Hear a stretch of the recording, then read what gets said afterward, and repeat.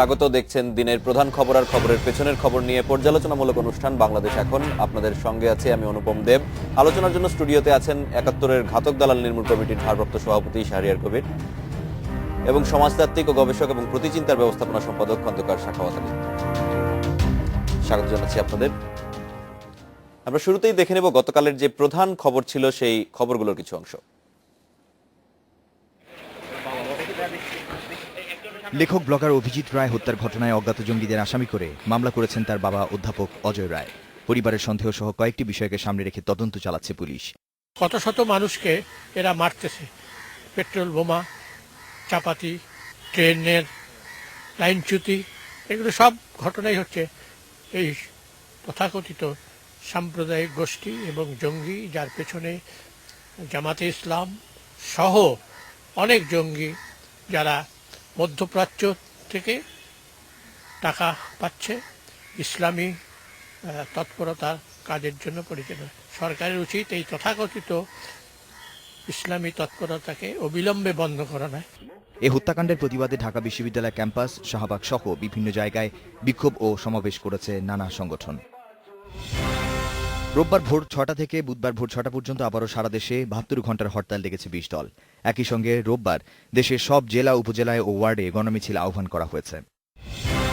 চট্টগ্রাম বন্দর এলাকার একটি পরিত্যক্ত গ্যারেজ থেকে ১৭টি পেট্রোল বোমা, ১৬টি ককটেল, ৪ কেজি স্প্লিন্টার ও ২ কেজি গান পাউডার উদ্ধার করেছে পুলিশ। এই ঘটনায় আটক হয়েছে একজন। শুধু একটি গ্রহণযোগ্য নির্বাচনের জন্যই নয়, গণতন্ত্র ও আইনের শাসন প্রতিষ্ঠার জন্য সংলাপ দরকার বলে মনে করেন গণফোরাম সভাপতি ডক্টর কামাল হোসেন। তার মতে, চলমান রাজনৈতিক সংকটের সমাধানও সংলাপ থেকেই আসবে। এ সময় মান্নার ফোনালাপে তার সংশ্লিষ্টতা নেই বলে জানান ডক্টর কামাল। এই ব্যাপারে আমার কিচ্ছুই জানা নেই, কিচ্ছু জানা নেই। সেটা আমি দেশেও ছিলাম না। আমি দেশে ফিরে এসে বাসায় এসেছি, ইনি ছিলেন, আমাকে পত্রিকা দেখিয়েছেন, উনি এসছেন, আপনি মিছিলে যাবেন। তো আমি বললাম না, এই জিনিসগুলোর ব্যাপারে পরিষ্কার না হলে তো যাওয়া যাবে না। উনি চেয়ে থাকলে উনি অবশ্যই আমাদের রাজনীতির সঙ্গে কোনো সম্পর্ক তারা থাকতে পারে না। ঢাকা সিটি নির্বাচনের তোড়জোড় শুরু হলেও সবার অংশগ্রহণ ছাড়া এর আসল উদ্দেশ্য ব্যর্থ হবে বলে মনে করেন সম্ভাব্য ২ মেয়র প্রার্থী আনিসুল হক ও সাইদ খোকন। নির্বাচনে আওয়ামী লীগের সমর্থন পাচ্ছেন তারা। নির্দলীয় একটি চরিত্র রেখে বিএনপির পক্ষ থেকে বা সবার পক্ষ থেকে যদি সবাই আসেন, তবে বেশি লোক ভোট দিতে আসবে এবং সঠিক প্রার্থীটি তারা বেছে নিতে পারবেন। প্রার্থী হিসাবে আমি চাই যে একটা প্রতিযোগিতামূলক একটা নির্বাচন হোক, যাতে সবার অংশগ্রহণ থাকে।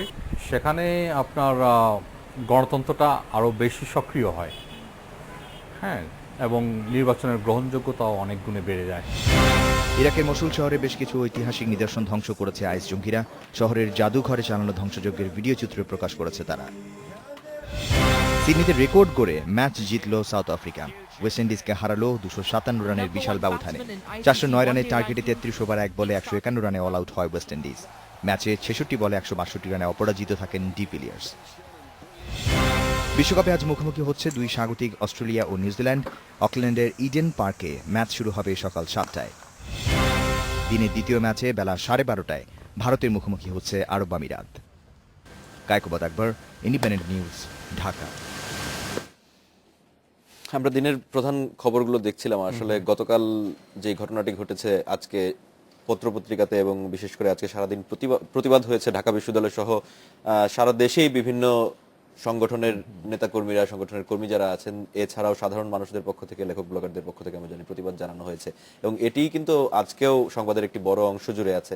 আমরা যদি একটি বিষয় বলতে চাই যে লেখক ব্লগার অভিজিৎ রায়কে যে হত্যা করা হলো, এই হত্যার মধ্যে বলা হচ্ছে পুলিশের পক্ষ থেকেও এবং যারা তার সহকর্মী আছেন, সহযোদ্ধা আছেন, সবাই বলছেন যে একটি বিশেষ প্যাটার্ন লক্ষ্য করা যাচ্ছে এবং এই প্যাটার্ন দিয়ে আসলে বোঝা যাচ্ছে যে হুমায়ুন আজাদ, তারপর ব্লগার রাজীব হায়দার এবং আর এই ধরনের আরো যে হত্যাকাণ্ডগুলো ঘটেছে সেগুলোর সাথে একই ধরনের।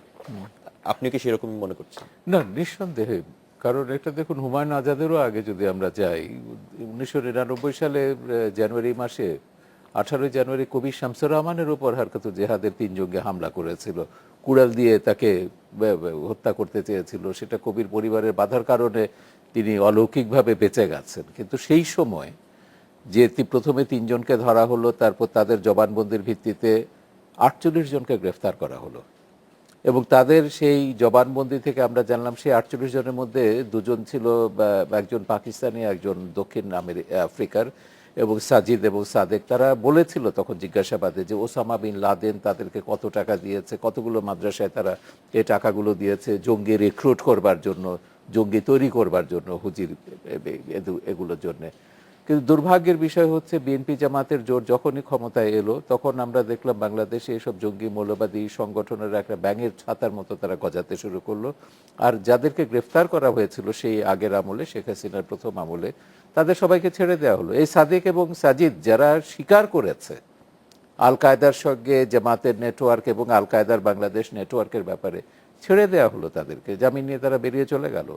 তারপর থেকে ধারাবাহিকভাবে আপনি দেখুন 2004 সালে হুমায়ুন আজাদের পরপরই তো 21শে আগস্টের ঘটনা ঘটলো, সেও হুজি করেছে।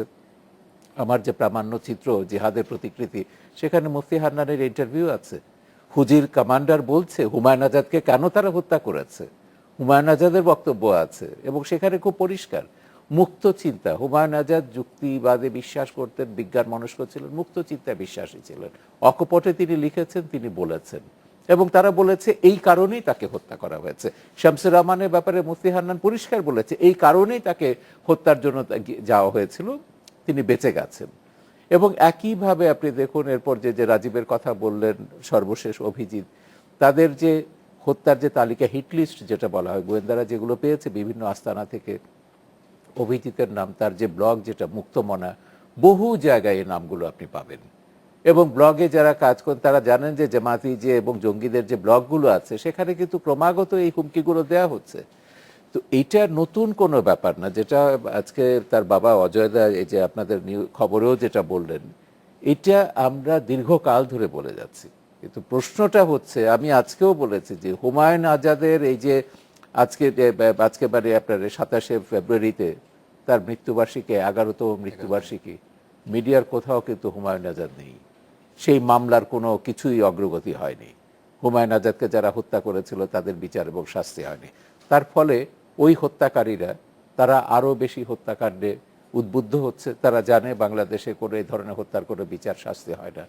তো আমরা যে সবসময় বলছি যে প্রশাসনের রন্ধ্রে রন্ধ্রে জামাত এবং তাদের সহযোগীরা জঙ্গিদের প্রতি সহানুভূতিশীলরা বসে আছে, এবং সেখানে আপনাকে হুমায়ুন আজাদের ব্যাপারটা যদি বলি, তার অপরাধটা কোট আনকোট বলছে, অপরাধটা কি ছিল? ওই যে 2001 সালে নজিরবিহীন সাম্প্রদায়িক সহিংসতা বিএনপি জামাত যেটা করলো, সেটার উপর তিনি একটা উপন্যাস লিখেছিলেন পাকসার জামিন নামে।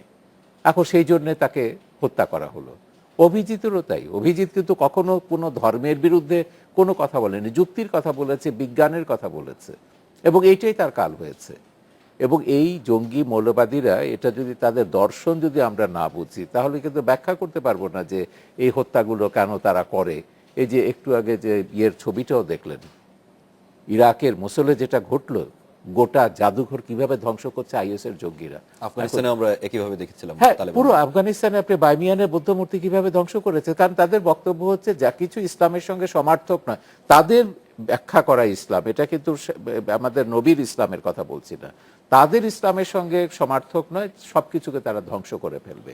যারা তাদের ইসলামের সঙ্গে একমত নয় তাদেরকে তারা হত্যা করবে। এটা হচ্ছে মওদুদিবাদ, এটাই ওহাবিবাদ, এইটাই জামাত বাংলাদেশে আমদানি করে। আমরা যদি একটু জনাব শাখাওয়াত আলীর কাছে যাই, যে আমরা দেখছি যে ব্লগারদের কিন্তু যখন গণজাগরণ মঞ্চের পরে ব্লগারদের বিরুদ্ধে, রাজীব হায়দার মারা যাওয়ার পরে ব্লগারদের বিরুদ্ধে অনেকের বিরুদ্ধে অভিযোগ এসেছিল এবং কয়েকজনকে গ্রেপ্তারও করা হয়েছিল। এবং কিছুদিন আগেও কিন্তু আমরা দেখেছি যে সিলেট থেকে 2জন ব্লগারের বিরুদ্ধে অভিযোগ এসেছে এবং তাদেরকে আটক করা হয়েছিল।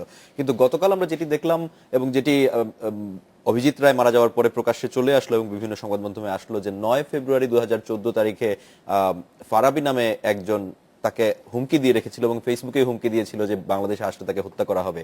24 ঘন্টা পেরিয়ে গেছে, 24 ঘন্টার মধ্যেও তার বিরুদ্ধে কোনো আইনি ব্যবস্থা নেওয়া হয়নি এখনো পর্যন্ত। এটির কারণ কি থাকতে পারে? আসলে কি এই ধরনের বিচারহীনতার যে কথাটা বলছিলেন জনাব শাহরিয়ার কবির, এর কারণেই কি এই ধরনের হত্যাকাণ্ড উস্কানি পাচ্ছে? প্রধানত সেটাই তো মূল কারণ, যে ললেসনেস যেটা আছে, বিচারহীনতার যে সংস্কৃতিটা আছে, সেটাই উস্কানি দেয় এবং সাহসী করে এ ধরনের উদ্যোগগুলোকে। আর এর বাইরে আরেকটি প্রবণতা আমাদের দেখা দরকার, এটা একটা আন্তর্জাতিক ফেনোমেনও তো এটা। আপনি দেখেন একই সময়ে যে জাদুঘরে যে ভাঙার বিষয়টি হচ্ছে, মূর্তি ভাঙার বিষয়টি হচ্ছে, এটার দার্শনিক ভিত্তিটা কোথায়, যেটা শাহরিয়ার কবির বলবার চেষ্টা করছিলেন, এর দার্শনিক ভিত্তির সঙ্গে কিন্তু এই ঘটনাগুলোকে ফেনোমেনন হিসেবে মিলাতে হবে। আপনি দেখেন বিশ্ব পরিপ্রেক্ষিতে যখন আইএস জাদুঘর ভাঙছে, কি মেসেজটা দিতে চাচ্ছে? মেসেজটা দিতে চাচ্ছে কিন্তু একটা কর্তৃত্ববাদী সাংস্কৃতিক রাজনৈতিক দর্শনের বিষয়, অর্থাৎ সভ্যতার যে ক্রমবিকাশটা ঘটেছে সেটি যে ইতিহাসের নিয়মে ঘটেছে, সেই ইতিহাসকে তারা তাদের নিয়ম হিসেবে দেখে না। তারা ইতিহাসকে তাদের মতন করে রিইন্টারপ্রেট করতে চায়। সুতরাং তাদের চোখে যে বিষয়গুলো তাদের নয়, সে সবগুলোকেই তারা আঘাত করছে। ওটা হচ্ছে সাংস্কৃতিকভাবে, যেখানে ওখানে জীবন নেই, কিন্তু ওটার মধ্যে একটা শক্তি আছে। সেটা হচ্ছে যে সর্বধর্ম প্লুরালিজমের যে দর্শনটা, গণতন্ত্রের মূল স্পিরিটটা কি? প্লুরালিজম, অন্যের মতের প্রতি সহিষ্ণুতা। এই দর্শনের মূল ব্যাপারটাই হচ্ছে যে তার মতো করে চিন্তা না করলে সে তার শত্রু। সো ব্যক্তি অভিজিৎ হচ্ছে সেই জায়গায় তার শত্রু, আর ওই জাদুঘরটি হচ্ছে কালেকটিভ হিস্ট্রি, সভ্যতার যে আকর, সেই আকরকে সে আঘাত করছে, কারণ ওইটুকুও সে টলারেন্স দিয়ে দেখতে পাচ্ছে না। সো এই পরিপ্রেক্ষিতটা শুধু দেশীয় বিষয় না, এটা একটা আন্তর্জাতিক এবং দেশীয় সমন্বয়ে দেখা প্রয়োজন। আমরা আলোচনা আবার ফিরছি, ছোট একটা বিরতি নিয়ে আসছে, নিচ্ছি 50 সেকেন্ডের একটি বিরতি, সাথে থাকুন।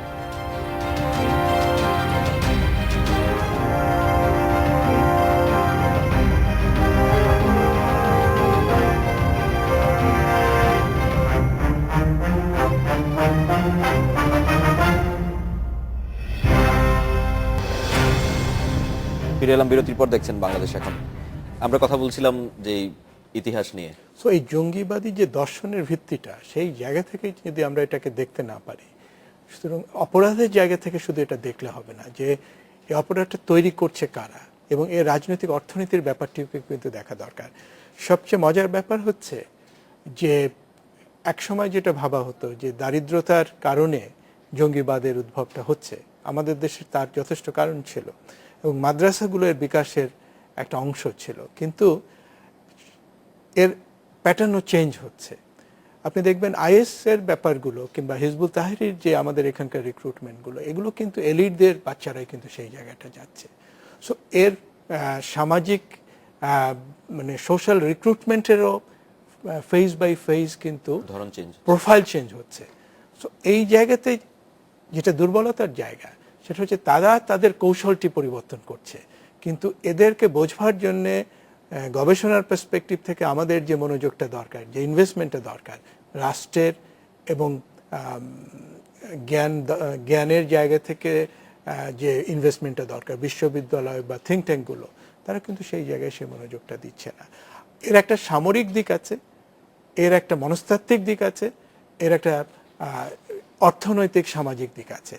এই জায়গাগুলো থেকে সমস্ত ব্যাপারগুলোকে বোঝা দরকার। যেমন প্রফেসর অজয় রায় বলছিলেন যে জামাত এবং শিবিরের কথা, আপনি যদি 70 দশকের মাঝামাঝি জায়গা থেকে দেখেন যে ছাত্র শিবির যখন জামাত আসলো, রাজনীতিতে আসলো 75 পরবর্তী